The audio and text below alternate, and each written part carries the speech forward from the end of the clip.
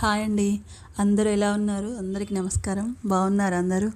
ఈరోజు నేను ఎంతో టేస్టీగా ఉండే అందరూ ఇష్టపడే ఇష్టంగా తింటారండి. తిన్నా కూడా హెల్త్కి కూడా మంచిది.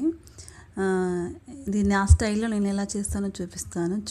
చూడండి. మిల్ మేకర్ కర్రీ ఎక్కువ ఐటమ్స్ లేకుండా తక్కువ ఐటమ్స్ తోటే టేస్టీగా ఉంటుందండి. మళ్ళీ ఇది బిర్యానీలోకి కానీ వైట్ రైస్లోకి అయినా కూడా బాగుంటుంది.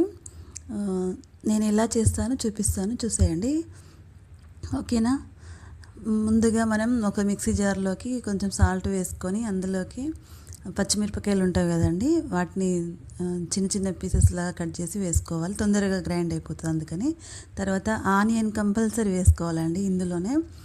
దాంతో టేస్ట్ ఉంటుంది, బాగుంటుంది టేస్ట్. ఇలా ఒకసారి ట్రై చేయండి, తప్పకుండా మీకు కూడా నచ్చుతుంది. తక్కువ ఐటమ్స్ తోటి తొందర అయిపోతుంది, మళ్ళీ టేస్ట్ కూడా బాగుంటుంది. ఓకేనా? అందులో వేసేసి సాల్ట్ వేసి పచ్చిమిరపకాయలు, ఉల్లిగడ్డలు, సాల్ట్ 3 కలిపి అలా నేను చూపించినట్టుగా మెత్తగా పేస్ట్ లాగా పట్టేసుకోండి. తర్వాత ఒక పట్టేసుకోవాలండి. తర్వాత ఏం చేయాలో చూపిస్తాను.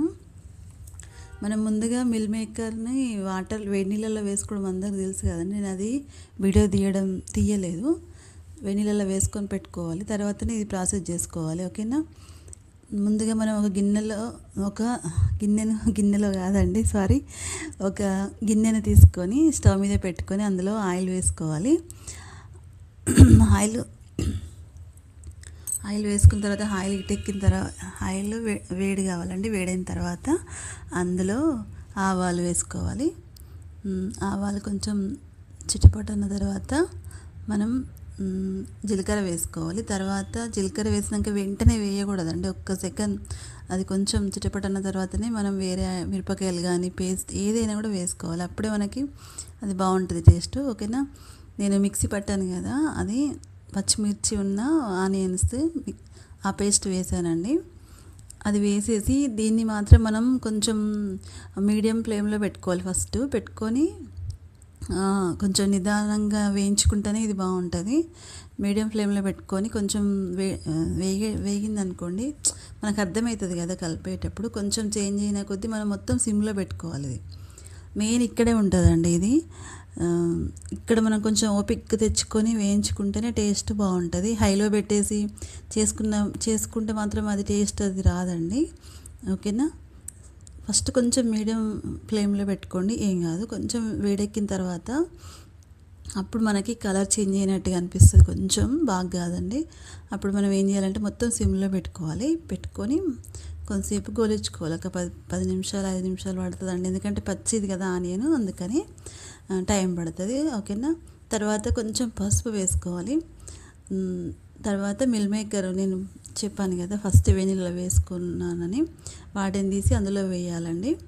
అందులో వేసుకొని, కానీ ఇది సిమ్లో పెట్టుకోవాలి, హైలో పెట్టకూడదు, ఎందుకంటే మనం తొందర మాడిపోతుంది. మళ్ళీ అయిపోయేదాకా సిమ్లోనే పెట్టుకోవాలి ఇప్పటి నుండి కర్రీని. ఓకేనా? మిల్ మేకర్ అందులో వేసేసి మంచిగా కలిపేసి మూత పెట్టేసుకోవాలండి.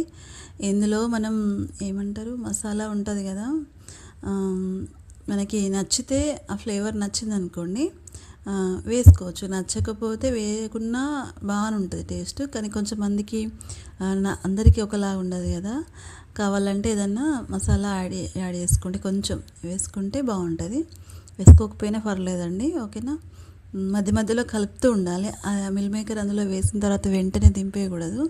ఒక 10-15 నిమిషాలన్నా మనం సిమ్లో పెట్టి ఉడికించుకోవాలి, అప్పుడే బాగుంటుంది. ఓకేనా?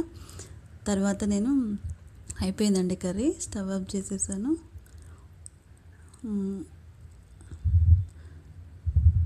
సిమ్లోనే పెట్టుకోవాలి, హైలో పెడితే మాత్రం తొందర అడుగంటిపోతుంది, ఎందుకంటే మనం అందులో వాటర్ ఏమి వేయలే కదా, అందుకని చెప్తున్నాను. చూపిస్తున్నాను చూడండి దగ్గరికి వెళ్ళి. తొందర అయిపోతుంది, టేస్ట్ కూడా బాగుంటుంది కదా. ఏది తిన్నా కూడా మిల్ మేకర్ హెల్త్కి మంచిదని అంటారు, నాకు తెలిసినంత మట్టుకి. తర్వాత నేనే ప్లేట్లో అన్నం పెట్టుకుని కర్రీ పెట్టుకున్నాను.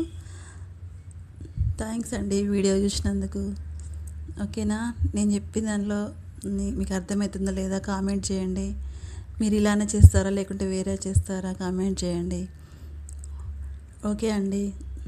ఇంతసేపు నా వీడియోని చూసిన వాళ్ళందరికీ చాలా థ్యాంక్స్ అండి.